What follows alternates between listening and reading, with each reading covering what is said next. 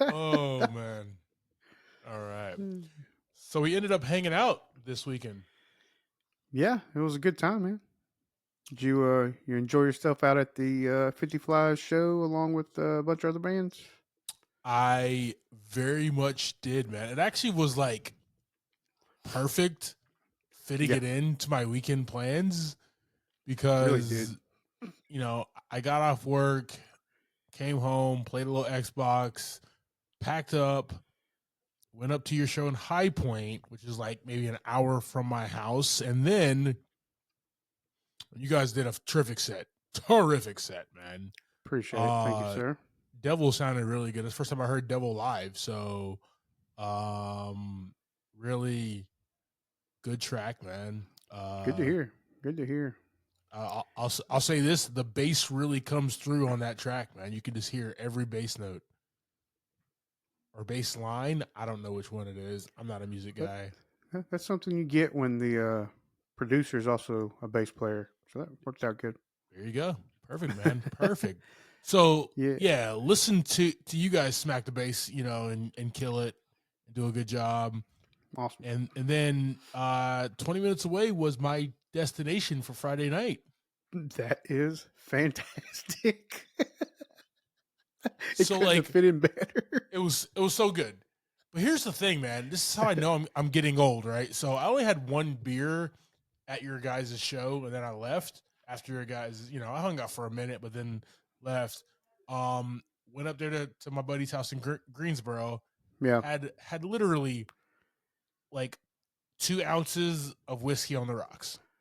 just blacked out.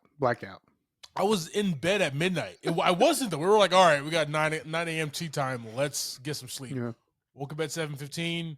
Was on the had some coffee. Was on the course at 9. I had 2 beers and 2 White Claws. Then after that, I went to the bar. I had 1 gin and tonic. And the whole plan was I was up there with Dick John and James and Brett. I was like, all right, I'm gonna go back. I'm gonna like take a power nap. I'm gonna shower, and then I'm gonna meet you guys out. For our listeners at home, I'm shaking my head. No, it did not happen. I probably laid my head down around 5:00. yeah. I didn't wake up until 7 a.m. the next morning.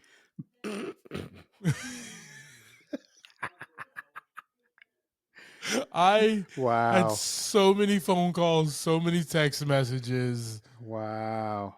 What the hell's going on, Clyde? There must have been like Yeah. 40, dude. Yeah, we left High Point. We were going to go straight up to Asheville before we had the whole fiasco with the RV. So we ended up just coming back home, and I got home about 3, 4 o'clock, something like that. Oh, wow. Sun came up, and I woke up like 3 hours later. Then we did it all again in Asheville.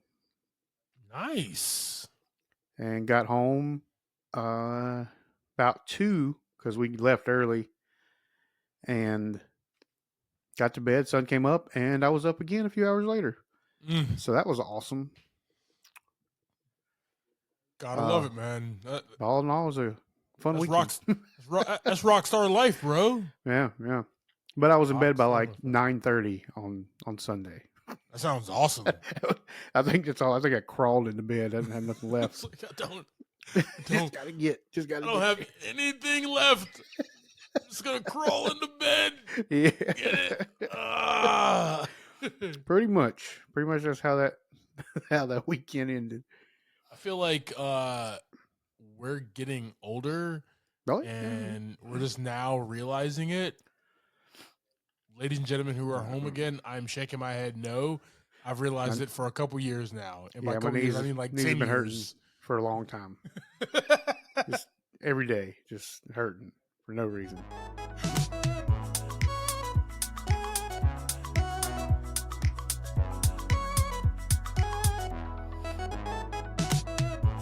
Welcome to the episode of Movie in a Pod. I'm Clyde Smith. And I am Javier Villalobos. On this episode, we're discussing trailer for Trap, Back to Black, Episode 7 of X-Men 97, and our Movie of the Week, 100 Girls. going for a wild ride this week, Javi.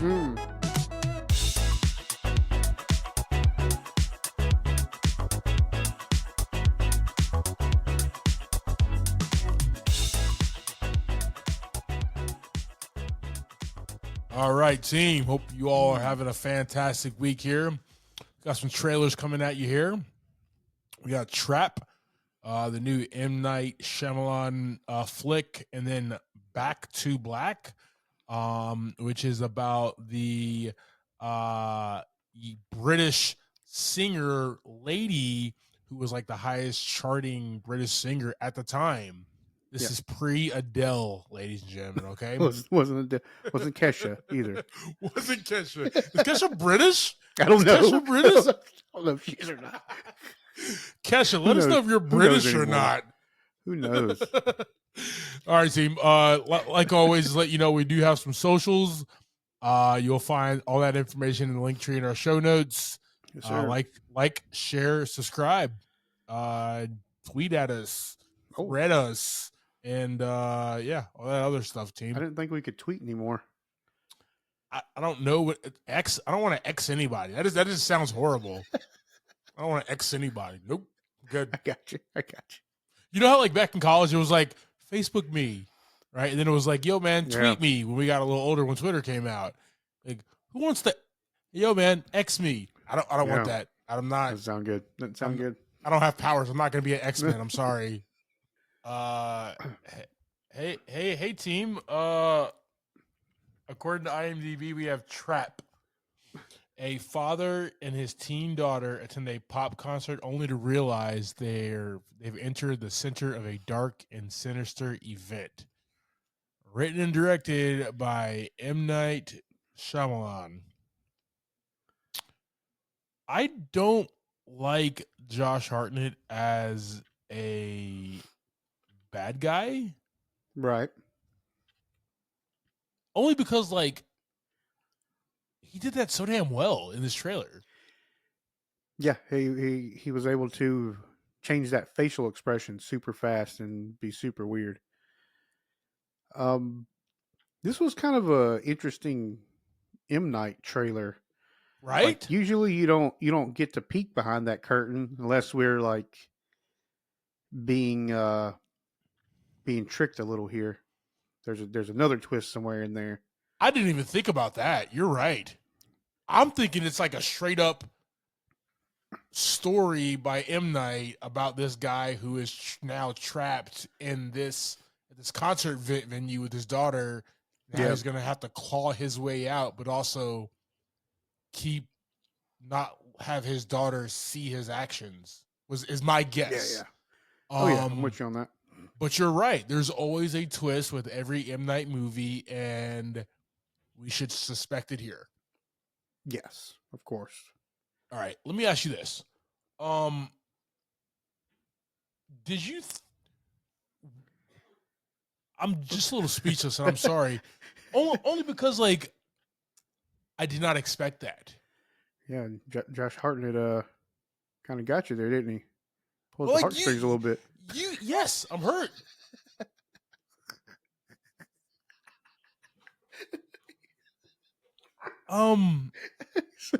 Hurt.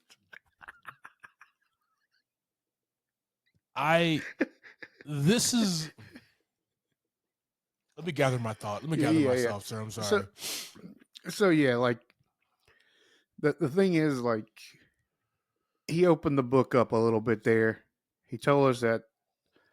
Well, he didn't really tell us, but he showed us kind of a weird thing here where this guy can see dead people. Another guy on his phone tied up in his basement. So you would think that would be the twist that's hidden. So there's another twist somewhere in there that's hidden.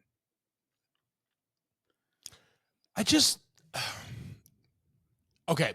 So you're right. I just thought that he was maybe because we didn't get what his profession was, that he was a cop or a detective, and he was kind of scoping and seeing it.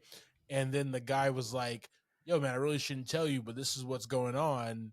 and he's Mm-hmm. like, all right, well, I gotta help this guy. Maybe his daughter gets stolen or something like that, or gets taken Right. in Right. there. Right. That he has to, like a Die Pull, Hard situation. gonna pull. He's Nope, gonna pull a taken. nope. The main character is the villain, is the Yeah, killer. that's pretty wild. All right, team, we'll throw this on our socials. I'm a little heartbroken here. I'm gonna write them a letter. I'm gonna write Every Josh a I, strongly worded email I mean, I after will, this. I will say this, man. Every good actor does need to be a villain at least once in their career, right? That is very vital. Al Pacino has done it. Robert De Niro has done it plenty of times. Denzel obviously did it in Training Day. Maybe this is Josh Hartnett, who is a 90s and early 2000s heartthrob, making his comeback Let's um, go. with this. So I'm excited, man. This is definitely in the theaters to watch this. If anything, we'll get some good music from Lady Raven. Who knows? Who knows, dude? You know what I mean? Maybe. Maybe. All right, team. We will throw Trap on our socials. Let us know your thoughts. Also, what is your favorite M. Night Shyamalan movie? Let us know in the comments, team. All right, team. According to IMDb, we have Back to Black, the life and music of Amy Winehouse, although the journey of adolescence to adulthood and the creation of one of the best-selling albums of one of our time. Directed by Sam Taylor Johnson and starring Marissa Abella as Amy Winehouse, Eddie Marsan as Mitch Winehouse, got Jack O'Connor, and a few other people in this film's what it looks like here. Yes, sir. JV, you're the resident rock star. Mm. What are your thoughts on this, brother? I don't know. There's been Is this how your rise went as well?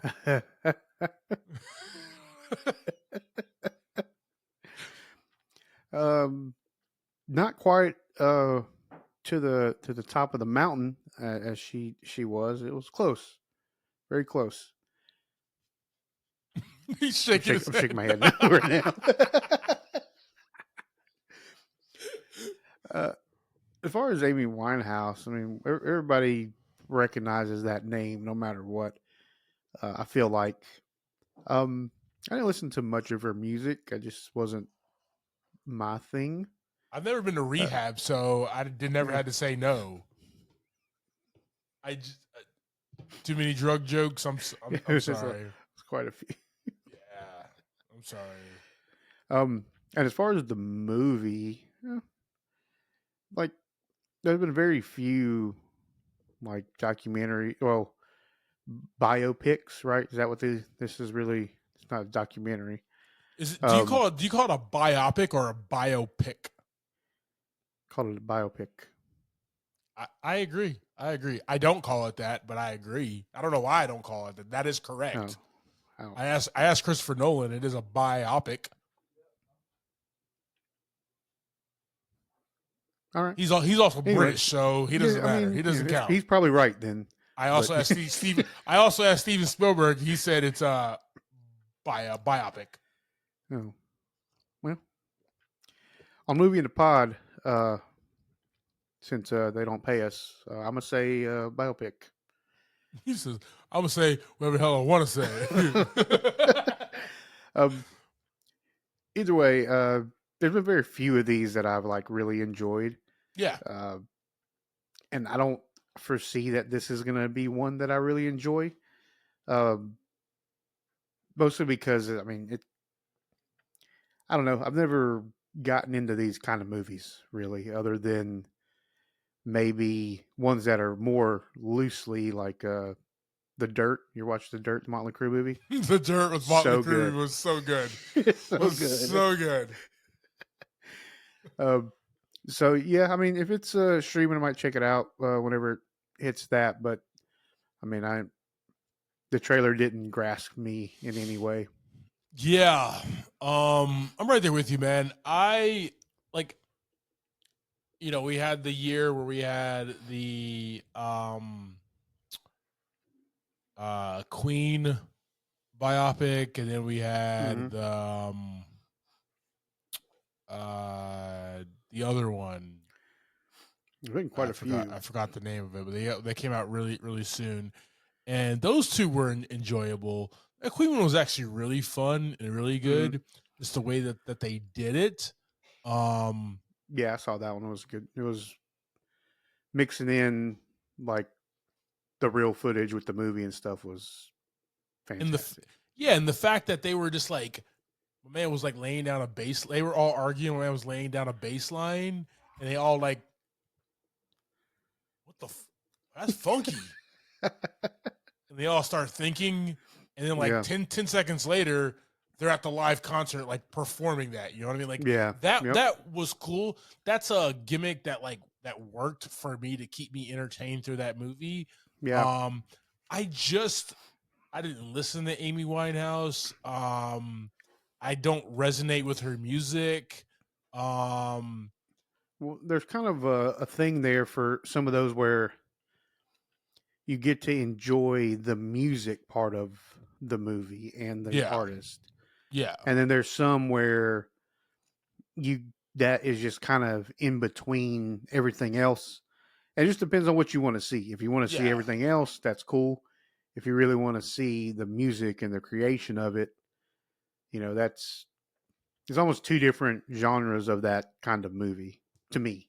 Yeah, and I think the Bohemian Rhapsody melded those two together very Yeah. well. Um, Other ones have not done that so well. But who knows, man? You know, this could be a smash hit. The young lady who was playing her, she's on this show on HBO that I really enjoy. If I can remember the name of it here, give me 1 second. Industry. So she's Mm. really good in that show. But yeah, man, this will come whenever it's streaming. You know, I might post up and watch it. I know it's something like my mom's going to be really interested in because she was a humongous Amy Winehouse fan. Right. Loved Cool. this album. So, with us on our socials team, let us know your thoughts.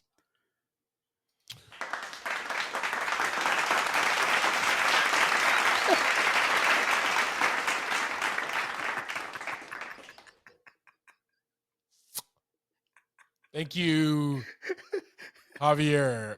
I just bit my tongue. Thank you. I don't know why I wanted to push that button so bad. I let my inner I thoughts get me there.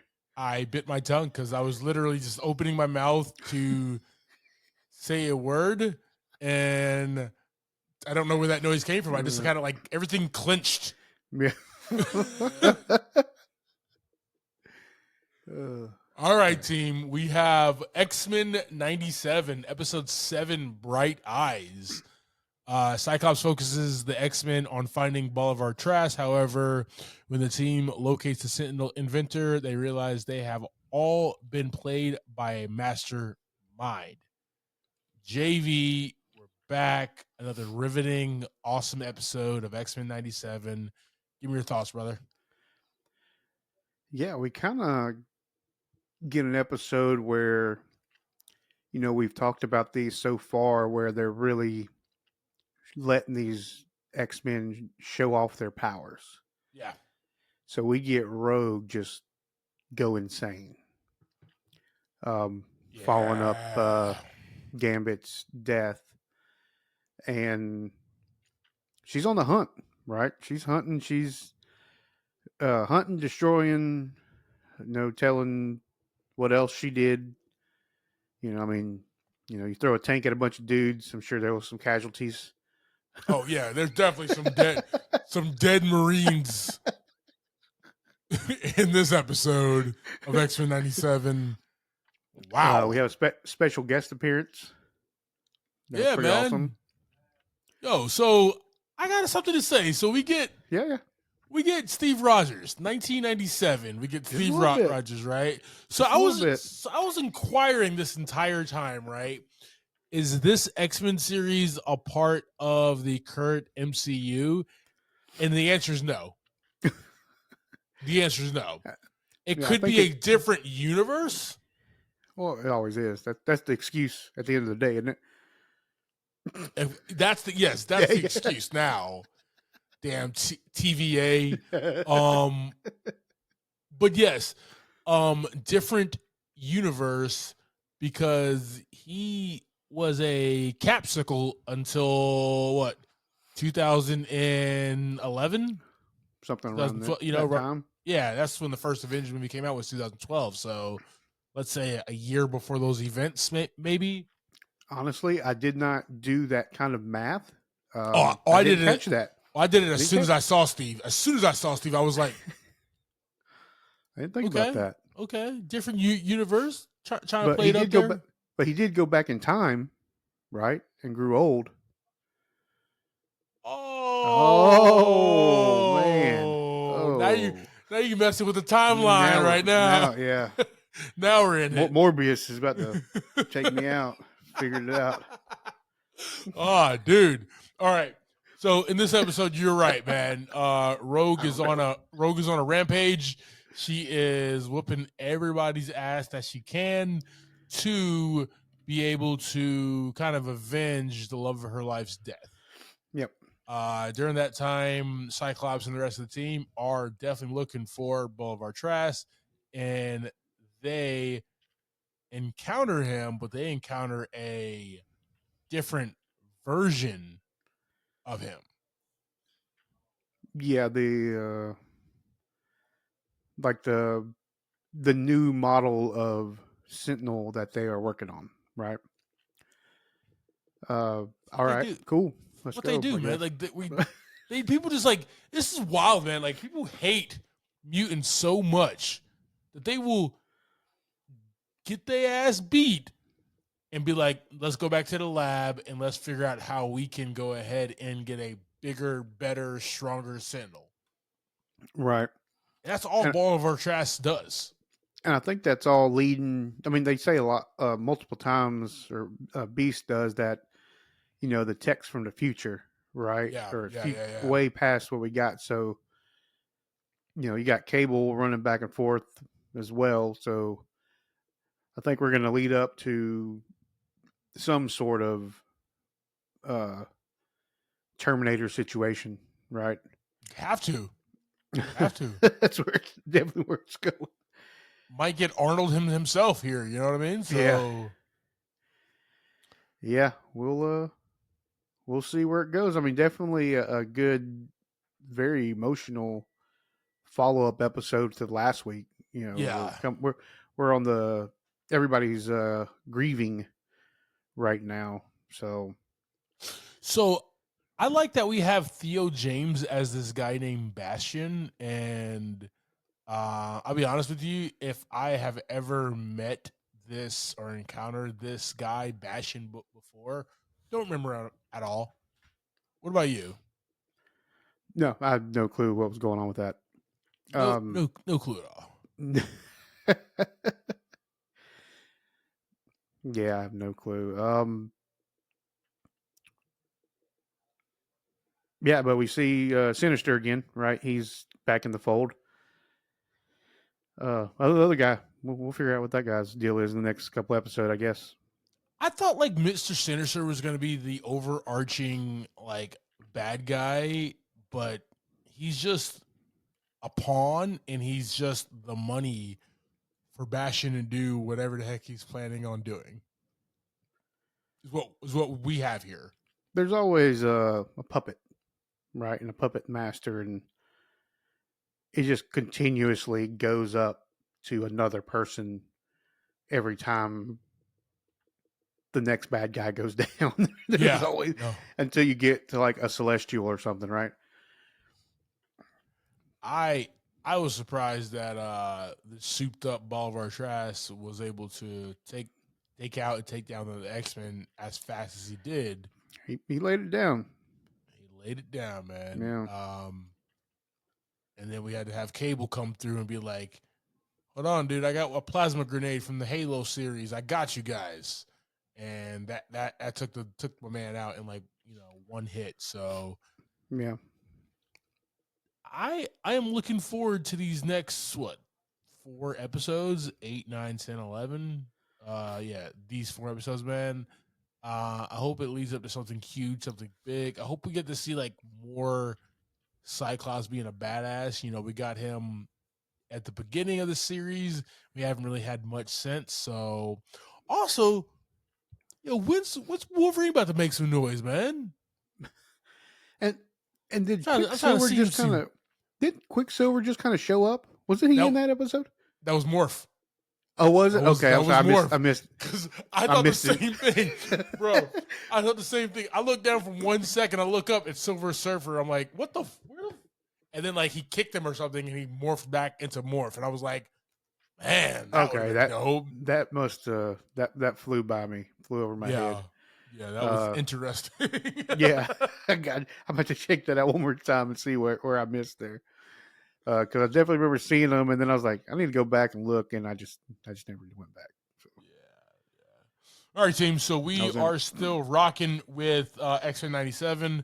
The latest episode is Bright Eyes. By the time this pod comes up, we'll have episode 8 that we'll talk about on next week's pod, guys. Let us know your thoughts of this most recent episode.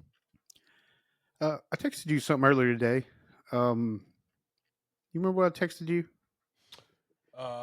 You know what I can about do, right? about a I can go back through my about archives. a certain actor? Oh, the great Bostonian Matthew Diane. I don't know if his middle name is Diane or not. That would be awesome if it was, though. Matthew. I'm gonna see what his middle name actually Actually, is. okay. I take back my statement. I texted you about two actors today. Actually, I Wait, forgot. two actors? Mr. Powell. You texted me. Hold on a second. Today. Oh, Glenn Powell. Yeah, Yes. exactly. So he's so hot right now. I forgot the Matt Damon thing. So do you? Okay. So let me ask you a question here, because this is going to be Yeah. very important, right? You know, I have a bunch of man crushes, like probably like 40. Okay. If you needed to guess which one I'm into at that day, his name starts with Chris. Just pick one. Pick one of the Chris. Just pick one of the Chris's, whatever, man. Right. You listened to Chris Pine today, right? Oh, 1000%. Yes. The Yeah, entire episode. I didn't get to that one. But I had texted you, Glenn Powell. He's so hot right now. Is that what I sent you? Yep. Is that your man crush right now? No. I watched the movie Anyone But You. Such a good flick today, and I didn't catch it in theaters. I missed it, so it hit Netflix, and I caught it, and pretty fantastic, pretty good flick. It was a good time. It was a really good time. Yo, my favorite writer director directed that flick, man. Highly recommend anybody go see anything directed by this guy, man. Yeah, I mean the chemistry with those two on camera was amazing. Will Gluck in his writing directing, man, he just does relations with people so well. I mean, this movie was fantastic, and it's his return to form. I just want to talk about Will Gluck for just 1 second. It's the man has started with Fired Up. If you've never seen the movie Fired Up, I highly recommend. It's the best. It's basically a documentary about my life as a cheerleader. I'll leave it at that. All right. He did Easy A, which was nominated for a bunch of Academy Awards. Friends with Benefits, and then he did the Peter Rabbit movies. He did Annie. He did like family, kid-friendly movies. Yeah. And then he finally returned the form with Anyone But You. He's really excels in adult, young adult, rated R rom-coms. That's his wheelhouse. And I think he kicked ass with Anyone But You, man.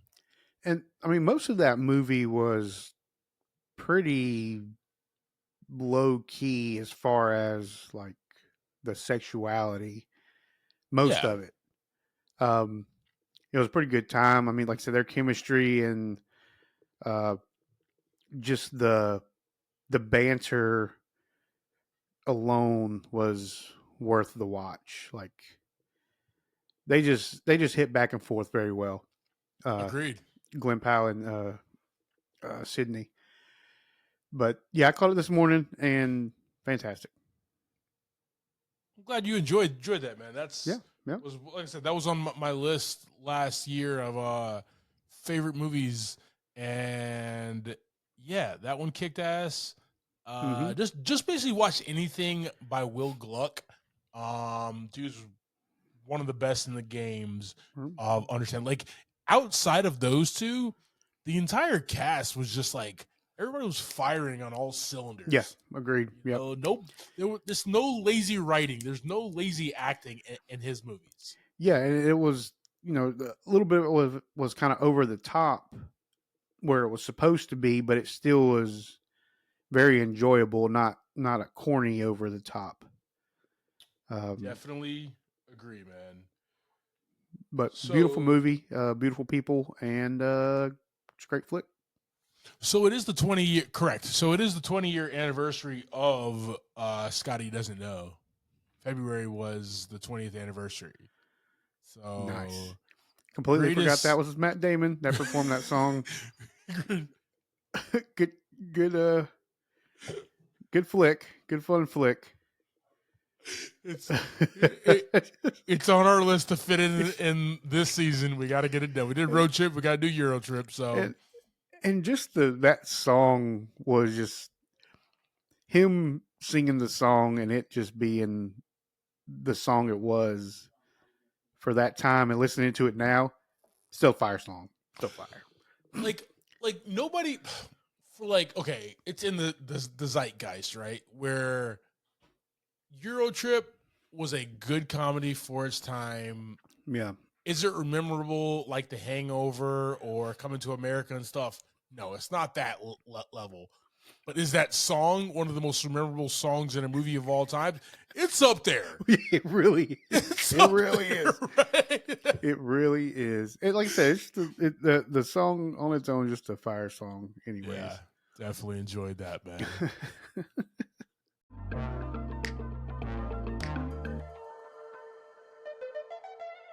All right, brother, let's jump into this week's movie. Alrighty. All right, team. We do have 100 Girls. 100 Girls was released in 2000. Nice. Had some other films that was released that year. Let's go with a little bit of list here. Guys, we had Unbreakable, had Frequency, we had Bring It On, Scary Movie, Requiem for a Dream, American Psycho, The Patriot, Mission to Mars, Almost Famous, Sound of Fury, Memento, Fire year. Cell, Oh Brother, Where Art Thou, Road Trip, Final The list just keeps Destination. going. It's It keeps so on. good, man. Aaron Brockovich, like just Yeah. Traffic, The Watcher, Cruel Intentions 2, The Sixth Day, 28 Days Later, Left Behind, El Dorado, X-Men dropped. You know what I mean? Just so many bangers. Every one of those 24-year-old movies, I remember like I watched them a couple days ago. Yep. Yep. And my Fantastic. favorite football movie, which I've probably said the last time we talked about 2000 movies, was Remember the Titans, also released Yep. in 2000 team. All right. 100 Girls is written and directed by Michael Davis. I couldn't find a budget, and it probably wasn't that much anyways. And I didn't see a gross for it either. Uh, so it's a mystery. Ooh, mystery it Yeah, is. mystery it is. Yep. Starting this, we have Jonathan Tucker as Matthew, Emanuela Cricky as Patty, James DeBolo as Rod, Katherine Heigl as Arlene, Larissa Olenek as Wendy, Jamie Presley as Cynthia, and Marissa Ribisi as Dora. Oh yeah. All right, man. So we can jump into this one. Go ahead and give us a quick synopsis of this flick. So Matthew has relations in an elevator during a blackout with a mystery lady because he can't see her. He decides he's going to go through every apartment in the female only's dorm to find the love of his life. Yes, sir. All right, man. So let's start at the top here. Our protagonist in this, we have Jonathan Tucker as Matthew. Now, Matthew is in college. Matthew is drunk one night. Matthew gets on an elevator. Matthew hooks up with a young lady when the elevator breaks down in the guise of dark. He doesn't end up knowing who she is. No clue. Literally a one night stand. He's in college, That's right? one way to do it, I guess. Where and he's in college where you know that's kind of the norm. This is 2000, right? So it was around that road trip, Euro trip era, right? Where you can, you know, it was what it was, but he's a different guy. And I like that, man. It wasn't just, yeah, man, I hooked up, whatever, on to the next one. He felt a wild chemistry with the girl, and no other girl compares. And he just wants her. He doesn't want to go out. He sees all these other girls, even through his like search for her in the girls' dorm. He just wants this girl who he has this cosmetic destiny with, man. For me, watching this as a young 20-some-year-old, this was tough for me to relate to, but also like very hopeful. That is a man that we all want to aspire to be. That he was a tough watch for what he was going after because he was surrounded by 100 girls. Okay, the movie's called 100 Girls. He was surrounded by all these girls in the girls' dorm. He makes this big plan to kind of get behind enemy lines in the girls' dorm, and he's in there. He can have his pick of any one of these women, and he is singularly focused on his mission. So he could be. So he could just be like, I'm just gonna hook up, whatever. I'm in here. I'm gonna have a good time. But he has a North Star. He does do that, actually. He does, but he has a North Star, though.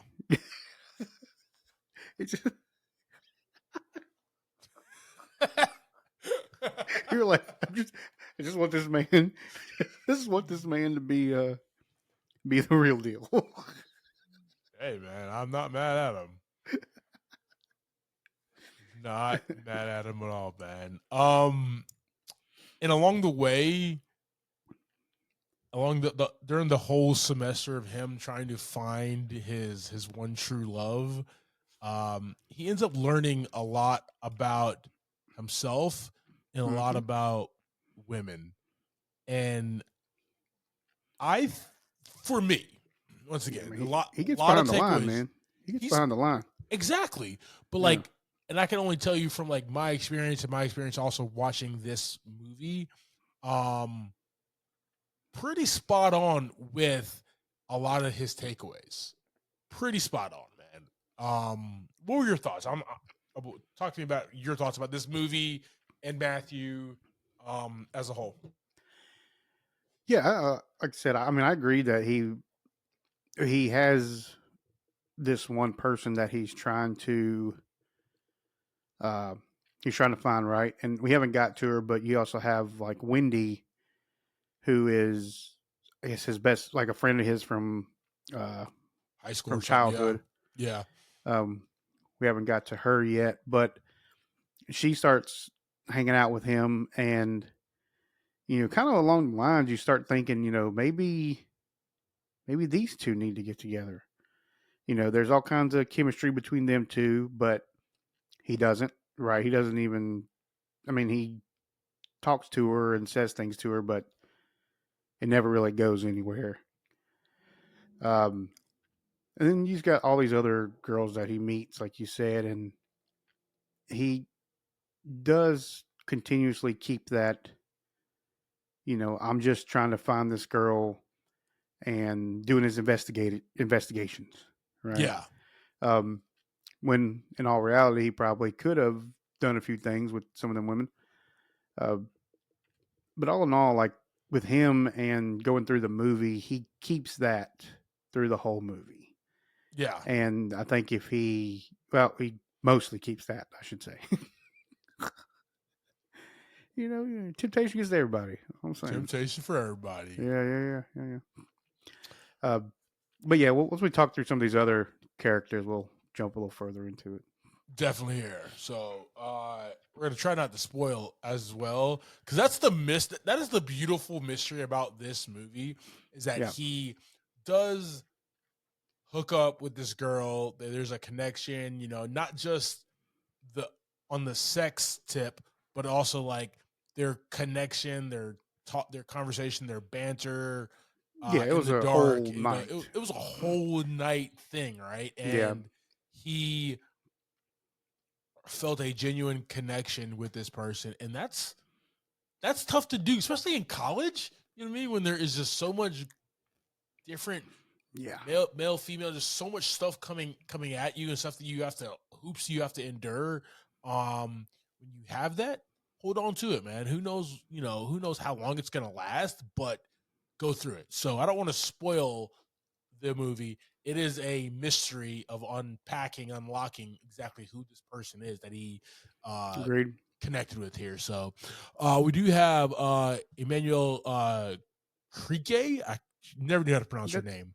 yeah, I don't know. Salone from Entourage is what I always call her. Anyway, He she's also plays um in small don't uh on Smallville, not Smallville, Adventures of Lois and uh one Superman, second. The Adventures Let of me Lois and my mind Superman. mind went crazy. Yes. Um Yes. very very fun character in there as well. Sorry.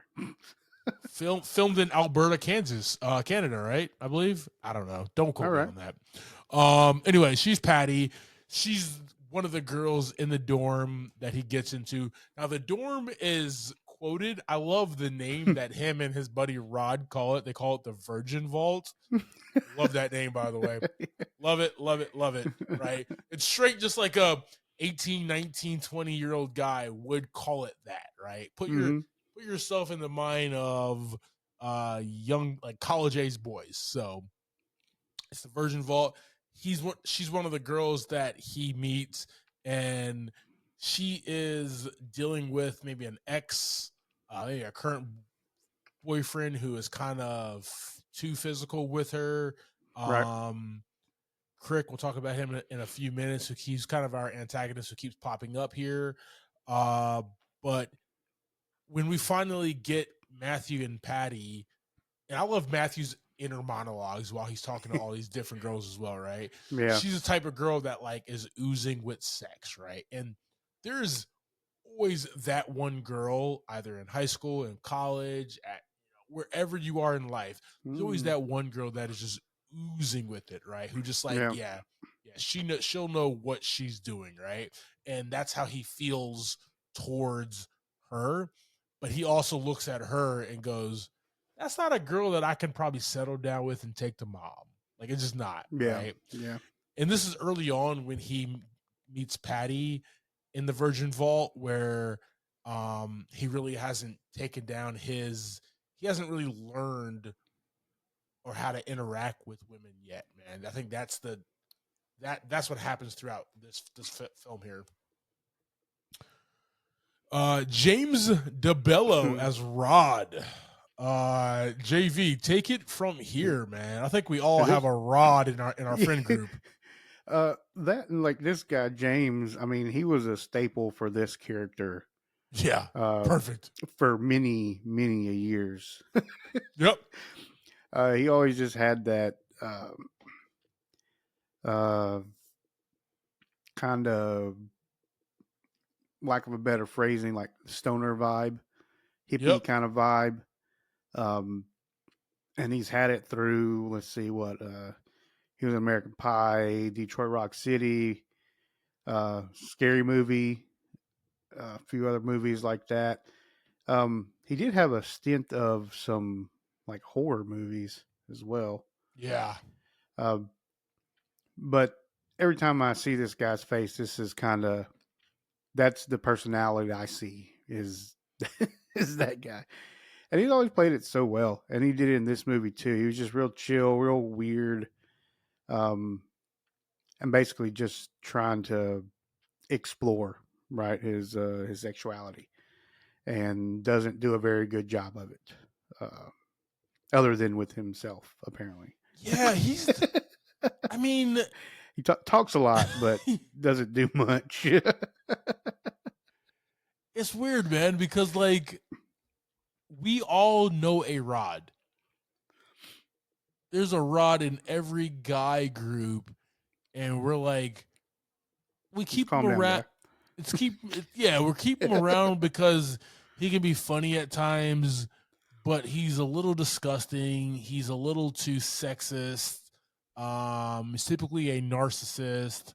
Uh, but what I did enjoy about this character in this, like this Rod, is it was kind of a shell.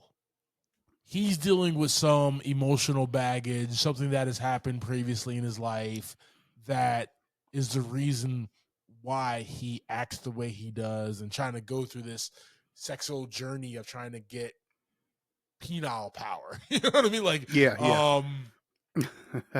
and the stuff that he does, man. And I love how we unpacked him as well.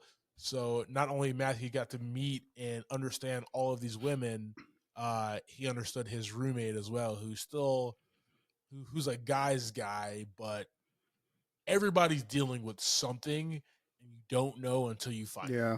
out. That's what a good takeaway for this was. That was kind of the whole. Well, we'll talk about that when we get to a theme. Yeah, exactly. All right, we got a young Katherine Heigl here as Arlene, and Katherine Heigl as Arlene. She is just off the bat just you get that tomboy vibe, right? Yep. But like she's a hot tomboy. Like you know what I mean? I mean, she could definitely throw down on Matthew. Oh yeah, She could he's take him. She could take him out. tiny guy compared to Yeah. her. Yes.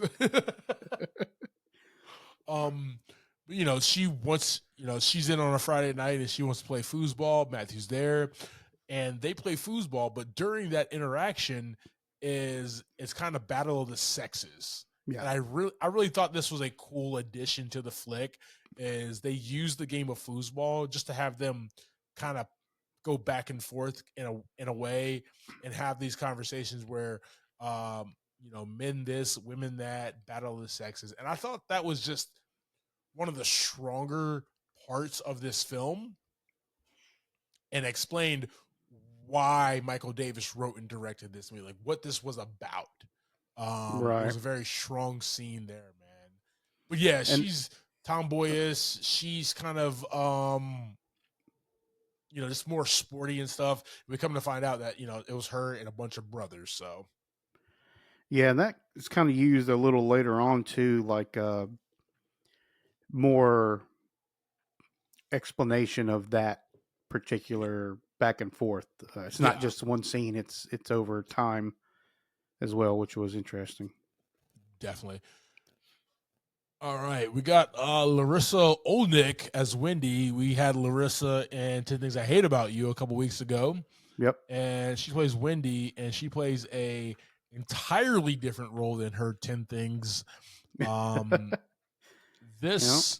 This character is Susie Homemaker. Perfect girl, perfect grades. Everything is in place. I will say that her scene where she's like cooking is probably my favorite scene out of the whole movie.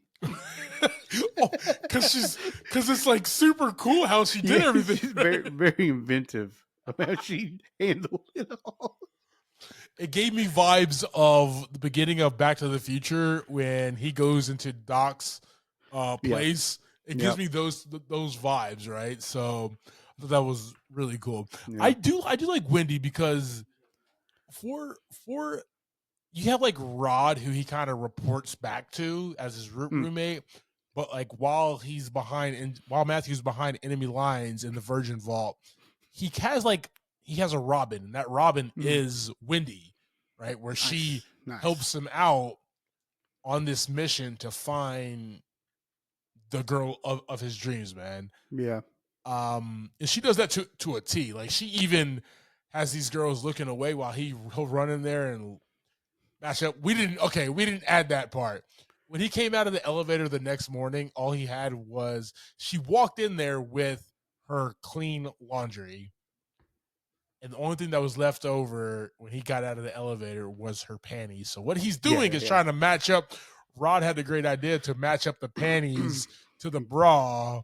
He is going through those drawers very very effectively, I should say. Very effectively. He's really digging in that drawer. Really finding some stuff out there. So and Wendy's there helping him along the way. Yeah, so definitely appreciate her as a character. All right, Jamie Presley as Cynthia, and Jamie Presley is a gorgeous human being, and she plays that it girl here. Yep. She plays that Miss Untouchable, Miss. Any guy will do anything for her at the drop of a dime, and that's her character here. But even she goes on a character arc in this movie, Yeah. man. Um, I the cool thing about this movie is that each one of these characters we have encountered in our life. Like everybody can relate to, unless you literally live under a rock. Um, Everybody has encountered at least one of these characters in their life, and Jamie Presley is that girl where she's so gorgeous and so perfect and so flawless, where you get to her and she says something to you and you just start mumbling and fumbling your words and stuttering, and that's exactly what Matthew did every single time. Well, yeah, he would do like it would just be gibberish that came out of his mouth. It'd be straight gibberish.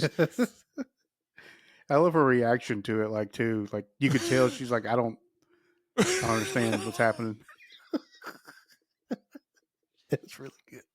But like my favorite scene is when we first get introduced to her. Well, not when we first get introduced, but when they're face to face and they're eye to eye, Yeah. and he's monologuing the entire time, and the monologue is like, you know, women. If a guy is face to face with a woman, eye to eye, and a guy looks down at her chest, that woman knows that she has power over this man forever, right? And it was just like we got like some Sahara African kind of music in the background. Yeah, yeah. We got like the growling of the lions going back and forth, and who's gonna blink first, right? Who's gonna come up first? And he obviously loses. Looks down at her breast. Boom, done. Got you. I'm sorry. Yes, we are two dudes. We're two, but like at any point in time in our life, who has not been in that situation as a guy? I've definitely been there, and I've lost every single time. Sorry. Sorry.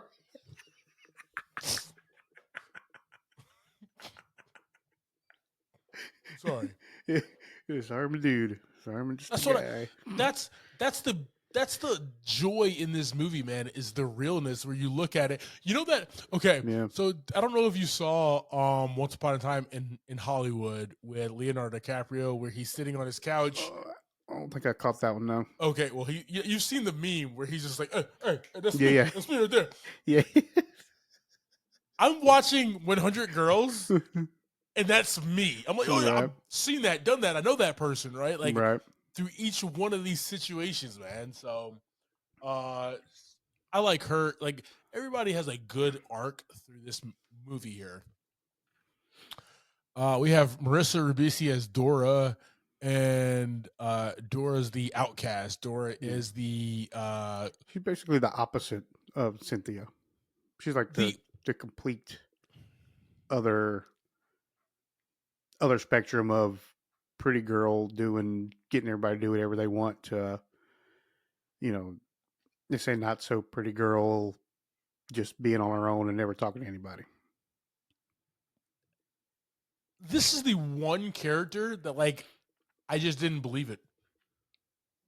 Everybody like fit perfectly in here. Hmm. Like, okay, you didn't wear makeup. You're Yeah, alone in the dark reading a book by yourself there, right? But like Michael Davis did not cast an ugly person in this role. right. She was just not all dolled up like the rest of the women throughout this movie until Agreed. she was later on through her arc and everything. So it was like the only.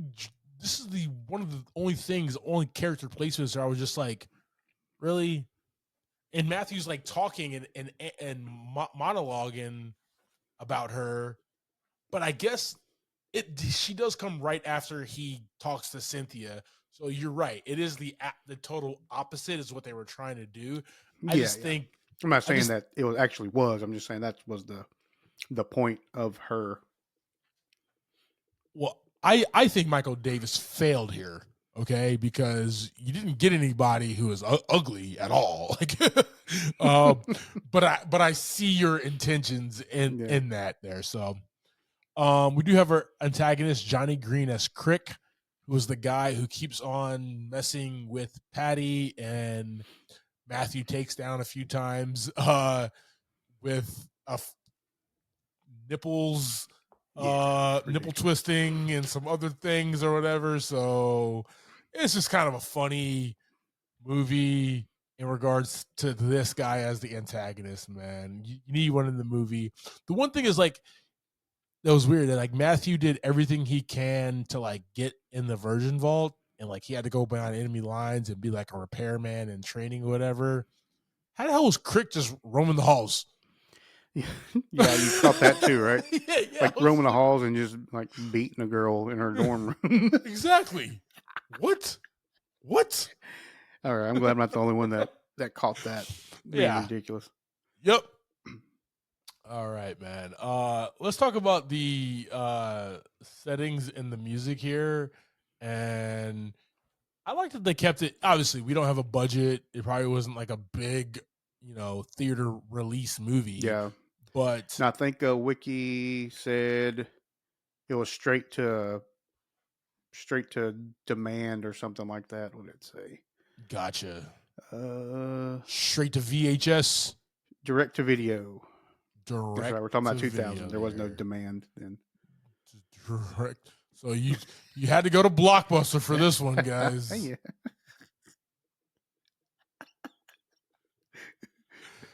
Had to go to Which the is old probably Blockbuster for they this. don't have any records left of it. That's why you don't have a budget.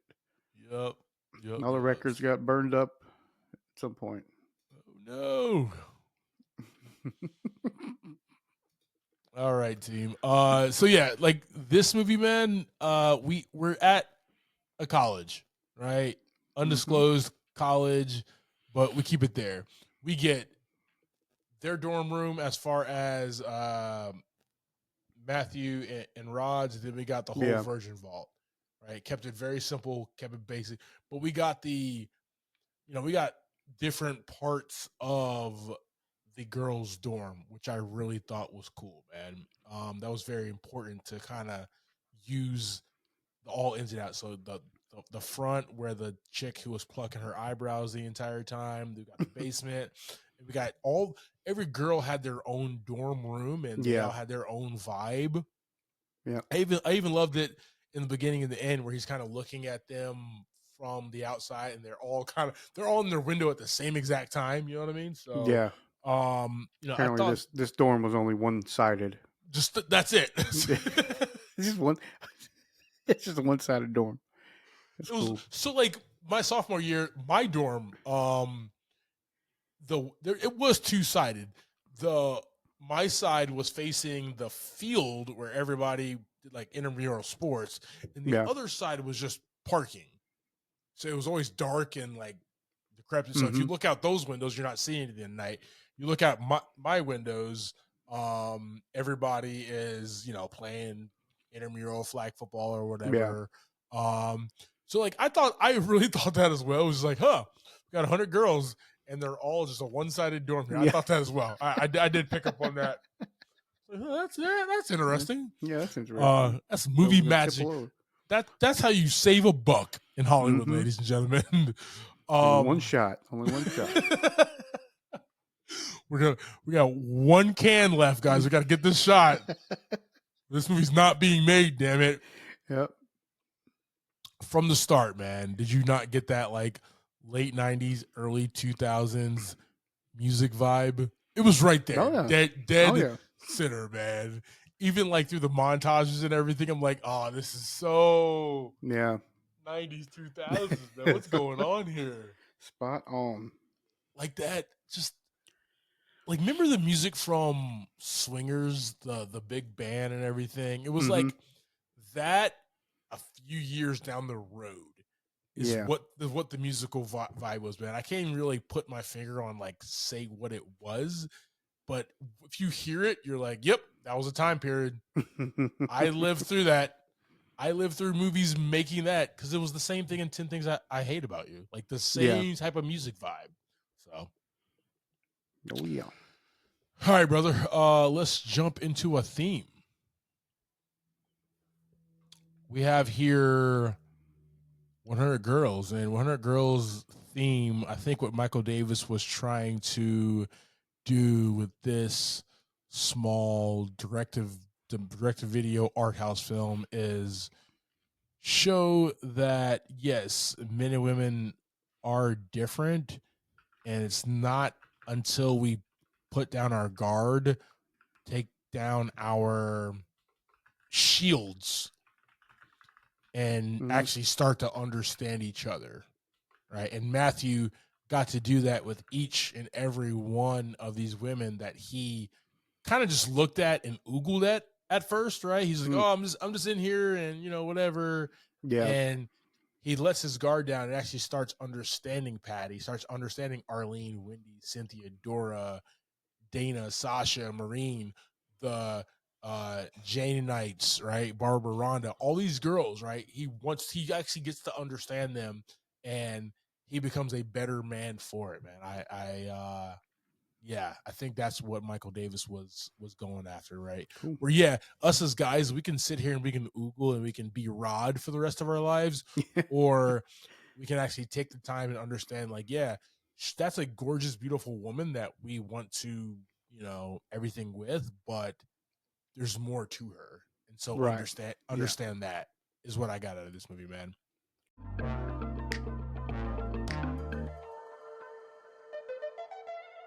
All right, team. So that is our conversation about 2001's 100 Girls, directed by Michael Davis, starring my man Jonathan Tucker. JV. Boy. Yes, sir. First time watching this flick? Yes, sir. All right, give me your thoughts and ratings on this, brother. There were certain parts of this movie that made me laugh a little bit, but I'll be really honest, I did not laugh through this movie very much. Okay. I don't know. It was something. It gave me more kind of creepy guy vibes than it did like romantic comedy vibes. Gotcha. Yeah, and you watch like Road Trip and Euro Trip and those movies we compare a lot of the movies to at this time. This one kind of gave me more. I mean, this guy was like rifling through panty drawers like through a good chunk of the movie. He's breaking and entering into these girls' dorm rooms and just going through all their stuff. It's an invasion of privacy is what it was, yeah. But yeah, I don't know. I just didn't connect to anybody really to like to be like, other than like a few things like you were talking about, like just the normal interactions between people. Yeah. But like through the whole movie, none of the characters I like really enjoyed. Yeah. And I think I got a little bit of a creep fest out of it rather than rather than like I said, like a romantic comedy I got you. or comedy movie. Um so yeah, I mean I watched it all the way through, and I don't have like terrible things to say about it by any means, but I think it's gonna get 2 buckets of popcorn from me for this week. Okay. Okay. Yes, sir. What about you? Yeah, man. So, I probably first watched this movie in like 2005, something like that. So you were Right. cool with all the panty rifling then at that point? I mean, I was an 18-year-old boy when I first watched this movie, Exactly. right? Yeah. I And might like have had a different connection with it if I had watched it at that point. exactly. So like I do, and that's kind of the Yeah. beauty of this conversation here, where like I do have a different connection with it because I was an 18-year-old boy Yeah. who, yeah, we had female friends in high school and stuff like Hmm. that, but I was about to venture into the world without my mom and dad and having to deal with things and relations without my core group of guys that I can just kind of be like, yo, Javi, go talk to that girl for me, right? Yeah. I don't have that anymore. So like this movie for me, I used it as like a something that I can arm myself with, Right. where I can be a Matthew or I can be a Rod, right? Or I can be or the big extremes, like I can be a Crick, right? Like I'm talking about 18-year-old Clyde Yeah. here, damn it, okay? Yeah. No, I'm with you. I'm with you. And I have revisited this movie about 4 or 5 times since then, right? Yeah. Including when I watched it for this pod here. And you are right in regards to the age that I'm at now. It is creepy, Yeah. right? So I'm going to take this from the standpoint of like 18, 19-year-old Clyde. For me, the low budget, but what they were trying to do in regards to explain the battle of the sexes in a very interesting, different way. We've Yeah. had battle of the sexes type movies before. Some done very, very well, some done very poorly.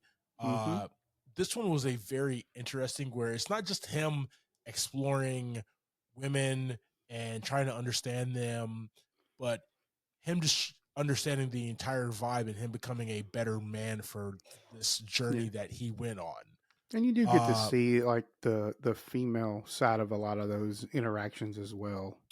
yeah, he wasn't like They did- he wasn't like a slime ball the entire, like, yeah. yeah, Yeah. Yeah. bad intentions at first, but remember he got that idea from Rod. I mean, you're right. He Yeah. did it. He can't use it in the court Yeah. of law and say, well, Rod said it was a good idea. I get Yeah. that, but he let that go real fast and tried a couple of different other approaches. And that's the thing. Like, I think that was the creep line of it was like just dudes going through and literally just rifling through panties and other things. And Yeah. that was for me as a however old we are now. I always forget. You as a father of 3 girls right now, it's just can't do it, won't do it. My daughters will never, ever Never go to college, damn it. You will stay here and work on the farm, woman.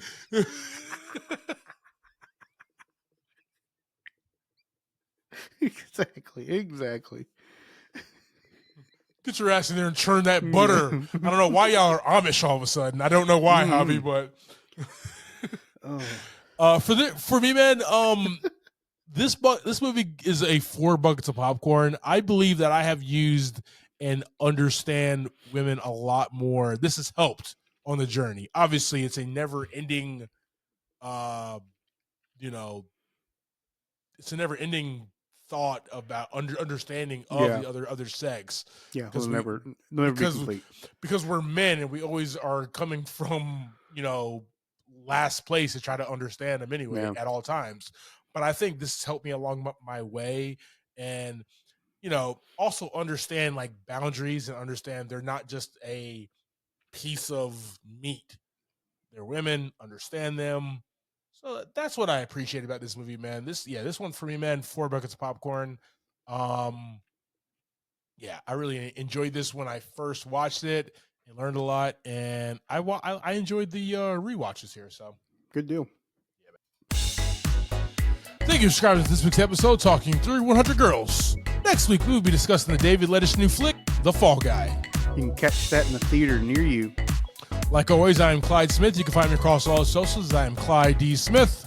I am Javier Villalobos. You can find me across all socials at Mr. J8200. Thanks, guys. Appreciate it. Like always, keep watching.